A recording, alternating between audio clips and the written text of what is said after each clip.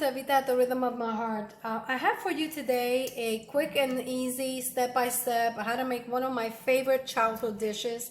It was one of my mother's go-to recipes when we were little, especially because it's easy to make and also because it feeds a large crowd. And that is arroz con jamonilla. Jamonilla comes in a can like this. Some of you know it under the name brand of Spam. Comes like this in a can. Most of the time they're like 12 ounces. And I believe the translation is luncheon meat. So look for these, either tulip or, of course, like I said, Spam works just as well. So when I come back, I'll take you through this easy step-by-step of my version of arroz con jamonilla.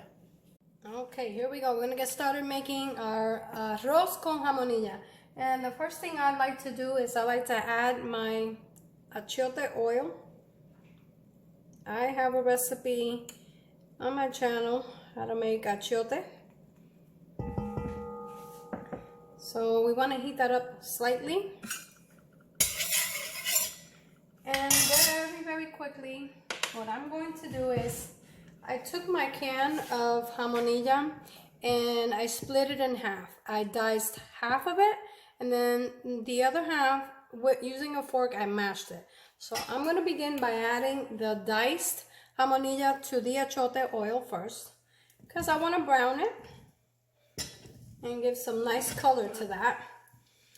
Now I started with 2 tablespoons of achiote oil on this pot.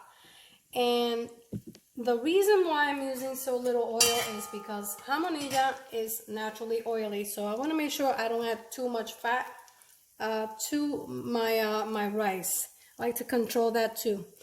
And also, jamonilla is a little salty, so we want to also keep an eye on the amount of salt that we use on our dish. So we want to brown the diced jamonilla slightly. And check it out, a beautiful color.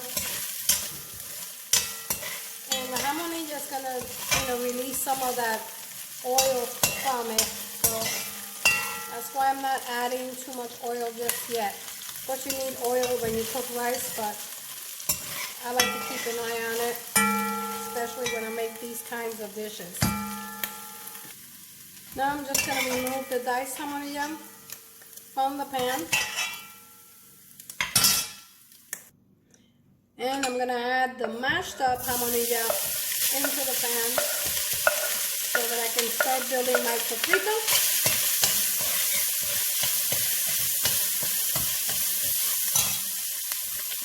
Since the diced jamonilla absorbed most of the color and also the oil of the achiote, I'm adding some olive oil. And of course this is for flavor. And now I can add my sofrito.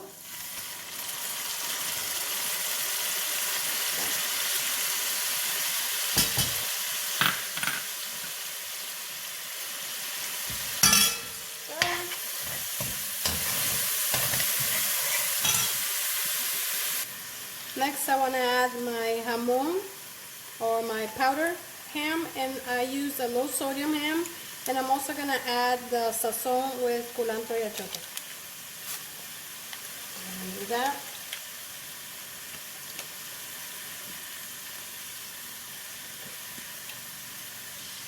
And the rest of the seasonings. I have the oregano, the dry oregano, and I like to put it in the palm of my hand and just rub it to release some of those natural flavors.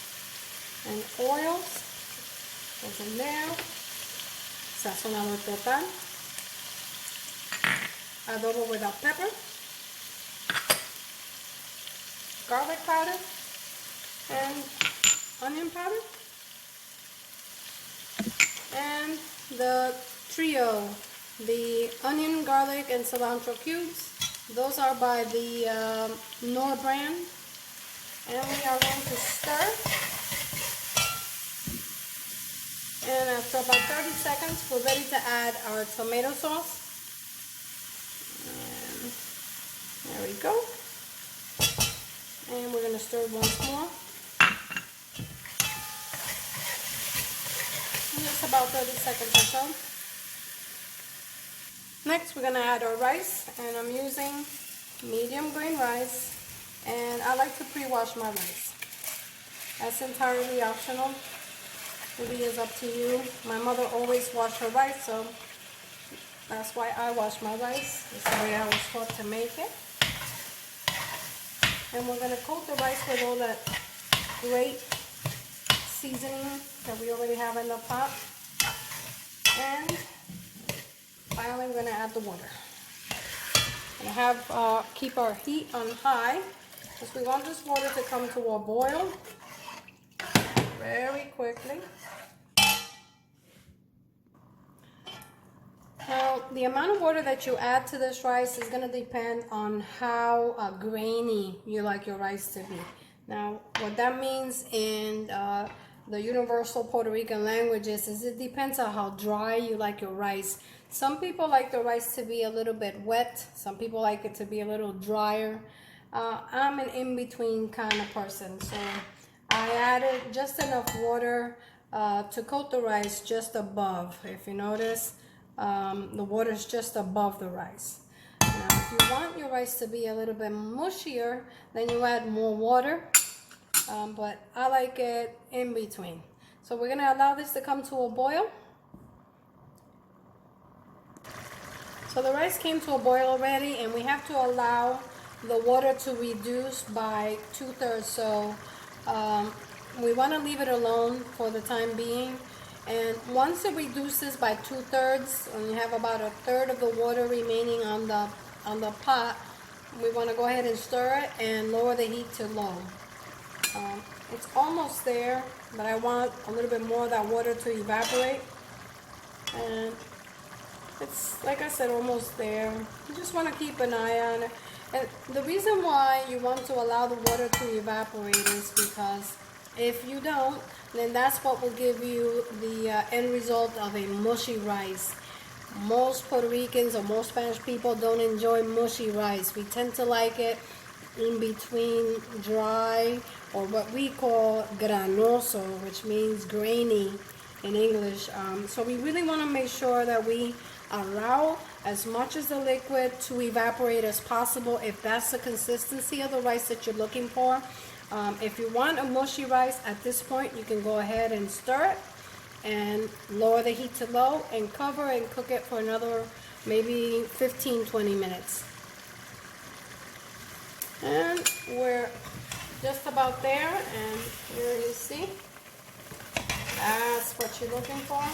And you want to stir the rice from the bottom up, mixing very well. And I've already lowered my heat to low. And this is what you want. Okay. Of course, the rice is not cooked yet, but we want to stir and cover at this point.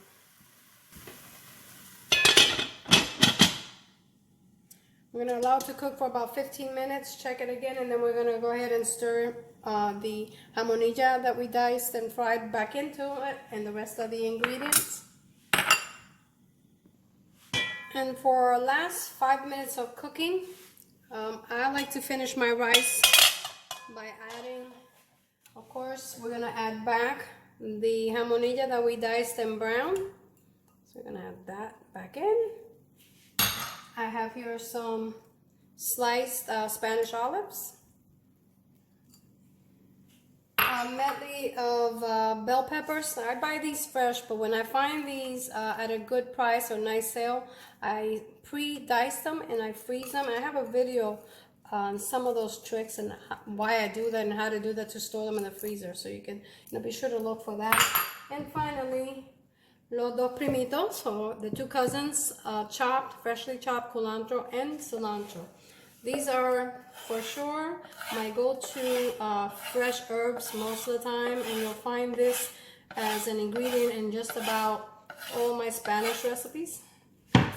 And let's get all that nice cilantro and culantro in the pot. And now we're going to go ahead and stir.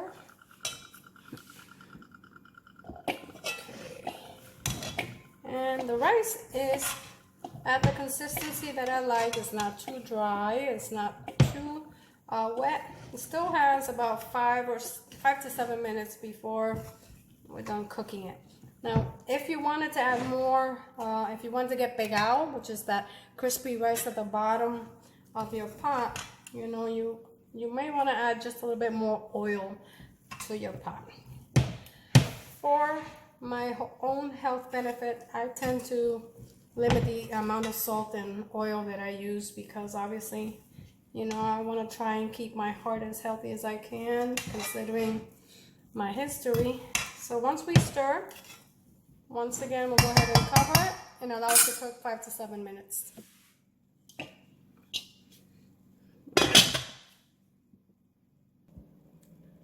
And here we have our arroz con jamonilla. Check it out.